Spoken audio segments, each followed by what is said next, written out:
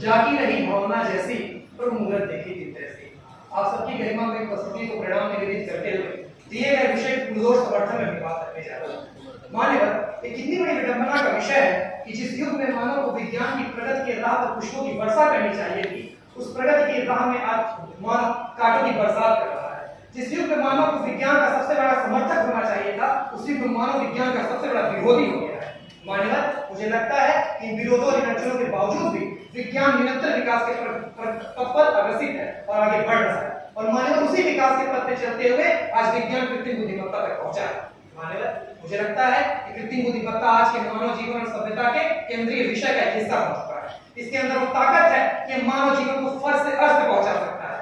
इतना ही नहीं मान्यवर, इस सदन में मैं अपने अकाट्य और ठोस तथ्यों के माध्यम से सत्यापित कर दूंगा कि किस प्रकार से मानवीय सभ्यताओं के अंतर्गत इसके अंदर ताकत है कि मानव जीवन को नई दिशाएं और नया आयाम दे सके।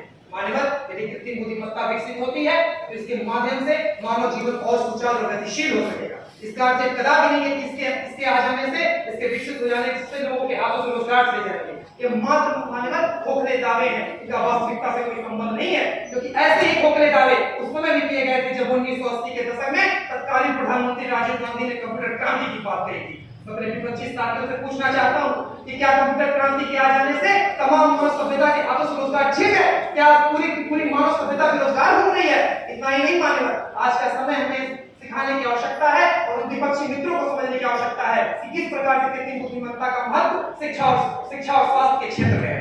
इतना ही नहीं मान्यवर, मुझे लगता है कि कृत्रिम बुद्धिमत्ता के विकसित होने से मानव सभ्यता बर्बाद नहीं बल्कि आबाद होगी, क्योंकि हमें विदित है कि आज हम वैश्वीकरण के युग में जीवन यापन कर रहे हैं, जहां पर मान्यवर एक राष्ट्र दूसरे राष्ट्र होड़ में लगे होते हैं और इस आपसी प्रतिद्वंदिता के क्रम में हमें आकाश की ऊंचाई और समुद्र की गहराई नापनी होती है। लेकिन मान्यवर सोचे कि जब ये इस कार्य को करने में मानव संसाधन लगा होता है, उसके प्राणों पे कितने प्रकार के खतरे मंडरा रहे होते हैं।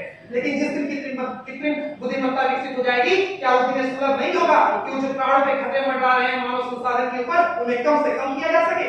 मानव इस वजह से समझने की जरूरत है।